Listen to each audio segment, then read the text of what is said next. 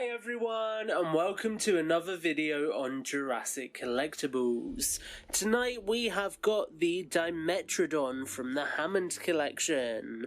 So this is the first smaller Jurassic World Dominion animal.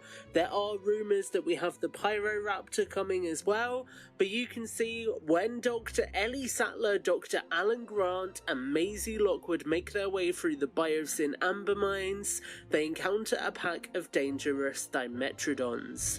Fortunately, they are able to avert disaster with some help from Dr. Ian Malcolm and Ramsey Cole.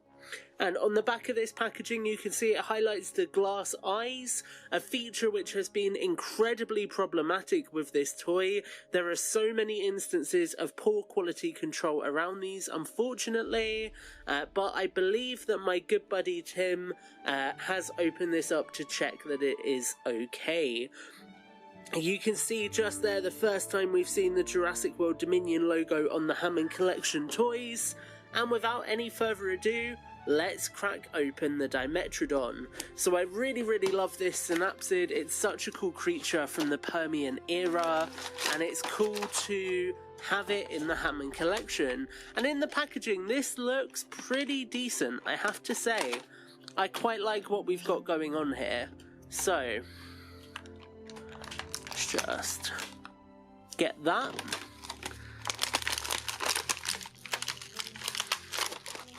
And get this.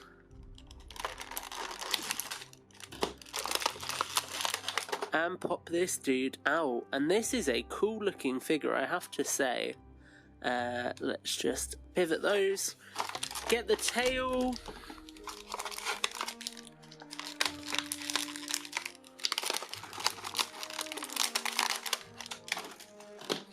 And plug the tail in. And there we have got our Dimetrodon. Let's bring the camera in. And you can see the Dimetrodon is a pretty cool figure. I really like the jaggedness of the sail and that patterning. That looks really nice. You can see the paint scheme, we have this kind of olive green, you have like muddy browns for the feet and then a darker brown for the back and tail. I think that colour scheme works really well. You can see those feet just there with those nails painted as well, those claws. You have the underbelly, the underjaw, the teeth just here. Can see that opens really nicely, and you do have a little bit of additional neck paint just there. The only real issue I have with this is the eyes. As you can see there, it is incredibly hard, moving my light around, to get any light in there whatsoever to see them. They are so small in comparison to what you see on the box. You can barely see it there. Kind of almost, not even on camera really. And then on the other side,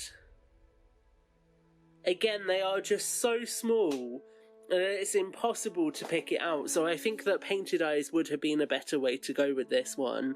But with that said, I think the figure itself looks cool. I know a lot of people don't like the head.